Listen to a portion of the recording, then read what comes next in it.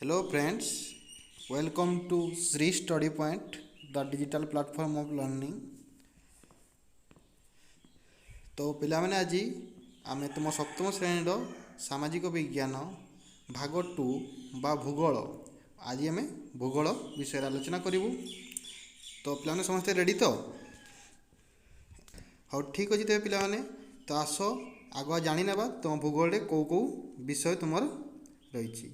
तो पिला आस देखा तुम भूगोल रे कौ कौ टॉपिक सब रही। तो आस देख पिला आम प्रथम तो रही प्रथम अध्याय देख प्रथम अध्याय प्रथम पाठ रही आम परिवेश पिला माने तुम्हें तो आगुरी निश्चित परिवेश विषय पढ़ी से तुम जो पूर्व ज्ञान आधारित प्रथम विषय दि जाइए आम परिवेश। तापर द्वितीय पाठ रही शिला और खनिज एवं प्रथम अध्याय तृतीय पाठ देती भूमिरूप। तो पिला माने ये जो भूमिरूप सब तृतीय पाठ दिखाई तुम्हें निश्चित पूर्वर पढ़ी। तापर द्वितीय अध्याय रही वायुमंडल, तृतीय अध्याय रही बारिमंडल, चतुर्थ अध्याय रही जैवमंडल, पंचम अध्याय रही व्यवहारिक भूगोल, षष्ठ अध्याय रही मानवीय परिवेश जनबसति परिवहन और जोगाजोग, सप्तम अध्याय रही परिवेश प्रभाव और आदिवासी जीविका। यही सप्तम अध्याय तुम शेष अध्याय। तो आज तेज आम आलोचना करूँ तुम प्रथम विषय जो रही आम परिवेश से विषय आम आलोचना करूँ। तो पिला आम आलोचना को जीवा पूर्व मुझे तुमको प्रश्नटे पचारि। तो पिला तुम निश्चित यार उत्तर तुम कमेंट सेक्शन में लिख पिला परिवेश कहले तुम्हें कौन बुझ परिवेश कहले तुम्हें कौन बुझ जो आम परिवेश आम पढ़ू परिवेश कहले आम कौन बुझुचे। तो पिलाने परिवेश हूँ कौन ना आम चतुर्पार्श्व जहाँ सब घेर रही आम चतुर्पार्श्व जहाँ सब अच्छी ताको आम परिवेश बोली कही था। आम चतुर्पार्श्व थिबा घर आम चतुर्पार्श्व थिबा जेते सब घर मंदिर जेते सब जानवाहन गाई गोरु छेली मेढ़ा गछ जे सब उद्भिद सब रही से गुड़ाक नदी नाल झरणा पहाड़ पर्वत यही सब जिते सब तुम देखुच ये सब हूँ आम परिवेश। अर्थात आम चतुर्पार्श्व जहाँ सब आमको देखा है एवं जहाँ देखा भी जाऊनी जमीक वायुटा तुम कह वायुटा आम तो देखिपारे से आम परिवेश अंतर्भुक्त। तो पिला माने सब जिनस हूँ आम परिवेश अंतर्भुक्त। तो पिला देखिपो निश्चित यही परिवेश उपादान गुड़िक सब भिन्न भिन्न देख गछ गचर जीवन अच्छी। तो जिते बड़े कि आम आलोचना करूँ विभिन्न जानवाहन कथा कि घर एम जीवन ना। तो प्रत्येक परिवेश जो उपादान गुड़िक रही से उपादान मध्य लक्षण भिन्न भिन्न भिन्न रही कैरेक्टरिस्टिक जो रही से गुड़िक भिन्न भिन्न रही। तो से कैरेक्टरिस्टिक को बा लक्षण को आधार करी परिवेश को भिन्न भिन्न भाव डिवाइड कराई भाग कराई एवं ताकू विभिन्न भाग में आलोचना कराई।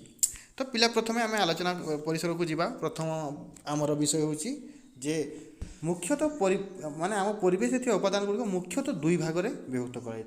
गोटे हूँ प्राकृतिक उपादान आउ किसी हूँ मनुष्यकृत बा मानवकृत उपादान। तो सही उपादान गुड़िक आलोचना करने पूर्व तुम्हें प्रथम कह जे प्राकृतिक उपादान कौ गुड़िक। हाँ तुम्हें सब जो सब कथा कहल से सब ठीक से सब हूँ प्राकृतिक उपादान एवं आउ थे कह तो कौ उपादान गुड़िक मनुष्यकृत अर्थात मनुष्य द्वारा कौ उपादान गुड़िक तैयारी बास तुम्हें जो सब कथ कहल मनुष्य द्वारा उपादान गुड़िक जो सब मनुष्य जो जहाँ जहाँ तैयारी घर जिते सब जानवाहन जिते सब मंदिर ये सब हूँ आमर मनुष्यकृत उपादान। आउ कौन ना प्राकृतिक उपादान कहले भगवान को द्वारा जो सृष्टि हुई जो उपादान गुड़िक जो कि आम तैयारी करूने। तुम कह सार आम तो गछ लगौचे गछ लगौचे सत किंतु गछटू को आम बढ़ाऊे कि किंतु से प्रकृति द्वारा आपे आपे तुम कह हाँ सार गछ लगौचे आम बढ़ाऊे आम जत्न नौचे कि जंगल में कौन तुम गछ लगौछ ना पिला माने ना। तो पिले से आम गछ जो उद्भिद बन जंगल रही ये सब हूँ प्राकृतिक उपादान। आउ कौन ना जिते सब नदी जो सब ह्रद तुम जो सब जो चलुच माटी उपरे किए सृष्टि कर बस से भगवान तेणुक सी ତୁମର ପ୍ରାକୃତିକ ଉପାଦାନ ଅନ୍ତର୍ଭୁକ୍ତ ଅଟେ। ତ ଆମେ ପିଲା ତ ଏଥିରୁ କ'ଣ ଜାଣିଲେ, ଯେଉଁ ଉପାଦାନ ଗୁଡ଼ିକ ଆପେ ସୃଷ୍ଟି ହୋଇଛି ବା ଭଗବାନଙ୍କ ଦ୍ୱାରା ସୃଷ୍ଟି ହୋଇଛି ସେହି ଉପାଦାନ ଗୁଡ଼ିକୁ ଆମେ ପ୍ରାକୃତିକ ଉପାଦାନ କହିଥାଉ।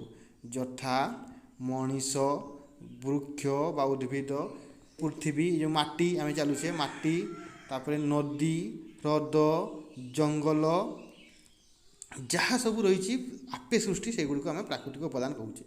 ଏବଂ ଯେଉଁ ଉପାଦାନ ଗୁଡ଼ିକ ମଣିଷ ତିଆରି କରିଛି, ଯେମିତି ବଡ଼ ବଡ଼ ଘର ସବୁ, ମାନେ ସେ ଅଟ୍ଟାଳିକା କହୁଛେ ଆମେ, ବଡ଼ ବଡ଼ ଘର, ମନ୍ଦିର, ସପିଂ ମହଲ, ବିଭିନ୍ନ କଳକାରଖାନା, ତାପରେ ସ୍କୁଲ, ଏସବୁ କିଏ ତିଆରି କରିଛି? ସବୁ ମଣିଷ ତିଆରି କରିଛି। ତାକୁ ଆମେ କହୁଛେ କ'ଣ? ମନୁଷ୍ୟକୃତ ପରିବେଶ। ବୁଝିଲା ପିଲାମାନେ? ତ ଦେଖ ପିଲେ, ଏଇଠୁ କହୁଛି, ଏଇ ଚିତ୍ରକୁ ନିଶ୍ଚିତ ଭାବେ ଦେଖିପାରୁଥିବ, এই ଯେଉଁ ପରିବେଶର ବିଭିନ୍ନ ଉପାଦାନ ରହିଛି, କ'ଣ କ'ଣ ନା ପ୍ରାକୃତିକ ଉପାଦାନ ଏବଂ ମନୁଷ୍ୟକୃତ ଉପାଦାନ। ତ ପିଲାମାନେ ଦେଖ, ଏଠି ରହିଛି ବିଭିନ୍ନ ପ୍ରକାର ଗଛ, ବାଦଲ, ତାପରେ ରହିଛି ଏଠି ଦେଖ ପୋଖରୀ ଗୋଟେ ରହିଛି, ବିଭିନ୍ନ ଜୀବମାନେ ରହିଛନ୍ତି, ଏଠି ଗଛ ରହିଛି, ଏ ହେଉଛି ପ୍ରାକୃତିକ ଉପାଦାନ।